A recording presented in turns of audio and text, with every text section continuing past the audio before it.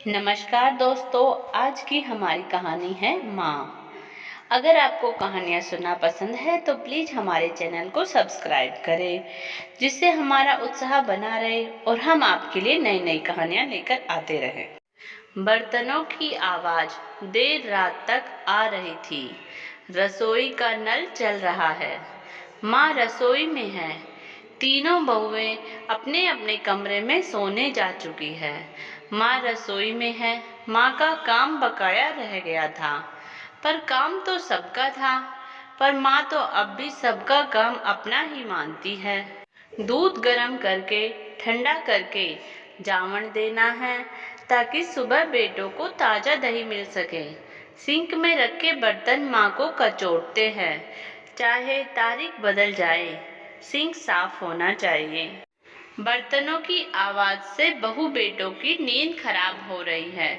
बड़ी बहू ने बड़े बेटे से कहा, तुम्हारी माँ को नींद नहीं आती क्या? ना खुद सोती है और ना ही हमें सोने देती है। मंझली ने मंझले बेटे से कहा, अब देखना, सुबह 4 बजे फिर खटर पटर चालू हो जाएंगे। तुम्हारी माँ को चैन नहीं है क्या? छोटी ने छोटे बेटे से कहा, प्लीज जाकर ये ढोंग बंद करवाओ कि रात को सिंक खाली नहीं रहना चाहिए। माँ अब तक बर्तन मांज चुकी थी। झुकी कमर, कठोर हथेलियां, लटकी सी त्वचा, जोड़ों में तकलीफ, आंख में पका मोतियाबिंद, माथे पर टपकता पसीना, पैरों में उम्र की लड़खड़ाहट। मगर दूध का गरम पतीला वो आज भी अपने पल्लू से उठा लेती है और उसकी उंगलियां जलती नहीं है, क्योंकि वो माँ है। दूध ठंडा हो चुका, जावण भी लग चुका, घड़ी की सुइयां थक गई। मगर माँ ने फ्रिज में से भिंडी निकाल ली और काटने लगी। उसको नींद नहीं आती है, क्योंकि वो माँ है। कभी कभी सोचता हूँ कि माँ जैसे विषय पर लिखना, बोलना, बताना, जताना कानूनन बंद होना चाहिए, क्योंकि यह विषय निर्विवाद है, क्योंकि यह रिश्ता स्वयं कसौटी है। रात के 12 बजे सुबह की भिंडी कट गई। अचानक याद आया कि गोली तो ली ही नहीं। बिस्तर पर तकिए के नीचे रखी थैली निकाली।